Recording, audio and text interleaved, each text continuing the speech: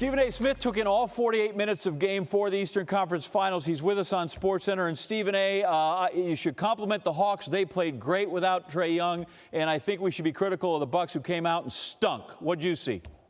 Well, definitely, I think that's an accurate depiction of what transpired. The fact of the matter is, long before Giannis got hurt, the Atlanta Hawks were up at halftime, and they were up at halftime without the services of Trae Young because Bogdanovich, his knee seems to have improved. Obviously, he was hitting perimeter shots, unlike we had not seen from him in this series. And, of course, Lou Williams came off the bench and reminded us that this guy is a former Sixth Man of the Year multiple times. He delivers the goods. He's missed the buckets when he really, really has committed himself to being just that. So when you've got those two guys hitting perimeter shots, Herter definitely is capable of hitting perimeter shots.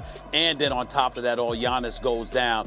I thought it was a very, very wise move on the part of Budenholzer and the Bucks not to even bring Giannis back in, because after he got hurt and went down and was escorted to the locker room by his little brother, the fact is he came back out looking like he was ready to get back in. And my mindset was like, oh, hell no. Do not let him back in this game. Right. That makes absolutely no sense whatsoever.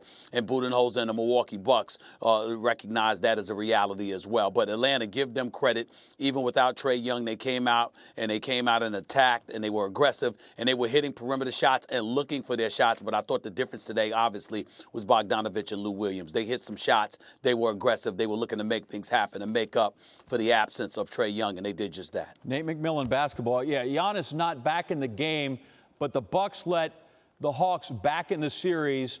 And I'm sure you spent the last couple of days talking ad nauseam about the Young injury.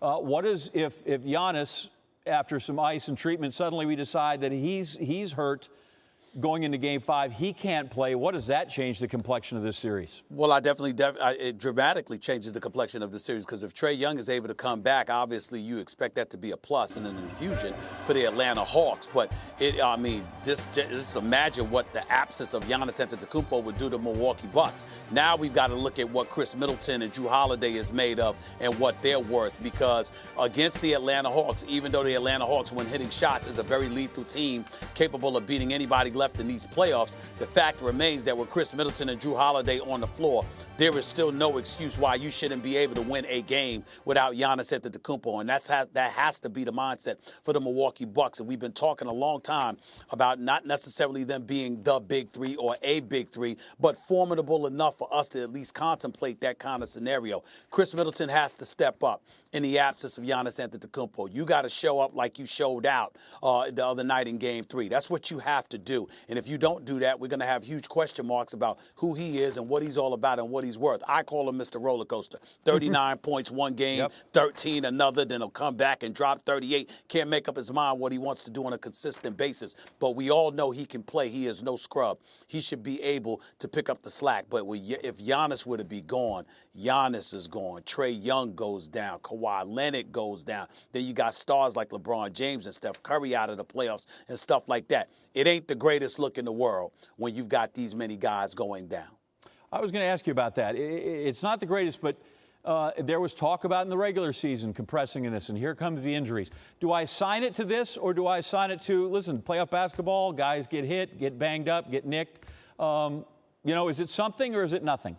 Well, it's to me, it's nothing. It's playoff basketball. It's regular season basketball. It's the world of sports. That's number one. But if you're listening to LeBron James, you're not going to have that kind of mentality. I know he's out of the playoffs, but the reason why his name is relevant is because he went after the league just a few weeks ago, which I adamantly believe he was completely wrong about, because he attributed the rash of injuries to bubble play in Orlando and then coming back just a few months later and having to restart a season. Well, my attitude was the season was postponed March 11th.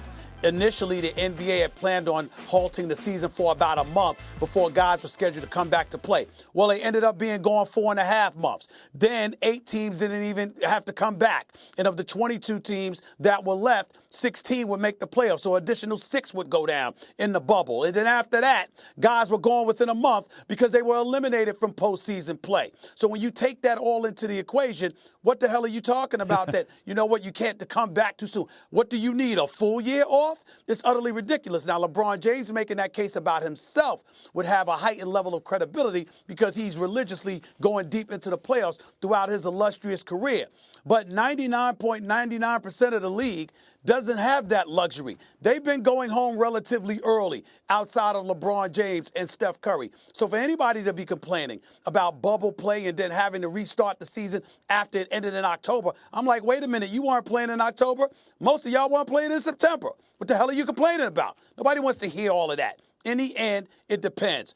Giannis Antetokounmpo, that was a legitimate injury tonight. Kyrie Irving, that was a legitimate injury against Milwaukee. James Harden, love him to death. Bottom line is that you came into the season out of shape. And so as a result, that might have had something to do with your hamstring ultimately being pulled in the middle of the season and you not being able to recover enough in time for the postseason, along with a plethora of other dudes who may not have been taking care of themselves. Remember, I always say this. To be a champion, it's not just about your exploits on the court. It's about your practice and your preparation and your conditioning, doing everything that you can to make sure you're ready to come to work when you're called upon to do so. Not just showing up to work and then using that as a training camp to get ready. That's not how the world of professional sports is supposed to work. And for those who choose to let it work that way, good riddance. It's nice to see you at home watching the playoffs with me.